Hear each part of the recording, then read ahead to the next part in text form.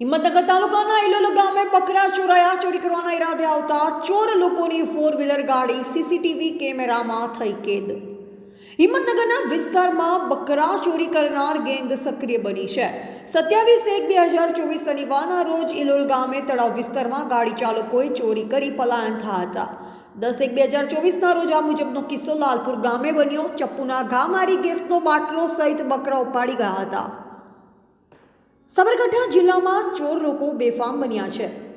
આ લોકોને કોઈ પણ વ્યક્તિનો ડર જ ન હોય તે રીતે તારીખ 10/1/2024 બુધવારના રોજ સફેદ કલરની કાળા કાચવાળી ફોર વ્હીલરમાં 4 લોકો લાલપુર ગામે અપ્સરા હોટલની પાસે ફાર્મ હાઉસ પર જઈ ફરિયાદીને પકડી ચપ્પાના ઘા મારી ઈજાઓ પણ કરી હતી. મોબાઈલ, ગેસનો બાટલો અને બકરા 8 નંગ જેટલા ચોરી કરી પલાયન થયા બાબતે મીરખાન ઉમરભાઈ સિંધી, મુહાજીરનગર કોલોની, લાલપુર દ્વારા ગ્રામ્ય પોલીસ મથકે ફરિયાદ નોંધાઈ છે. એવી જ રીતે સફેદ કલરની ફોર વ્હીલર ગાડી આજરોજ ઇલોલ ગામમાં દેખાઈ, જ્યાં પહાડિયા વિસ્તાર ઇલોલ મુકામે બકરા ચોરી કરવાના ઈરાદે ચોર આવ્યા હતા અને ઘરની બાજુમાં પતરાવાળા શેડમાં બાંધી રહેલા બકરા કુલ નાના મોટા 11 બકરાની ચોરી થઈ. તમામ ઘટના સીસીટીવી કેમેરામાં કેદ થઈ હતી. આ બાબતે ઇલોલ ગામના રહીશે આબિદ અલી ગુલામ હુસેન ભુરાએ ગ્રામ્ય પોલીસને જાણ કરી ફરિયાદ દાખલ કરી છે.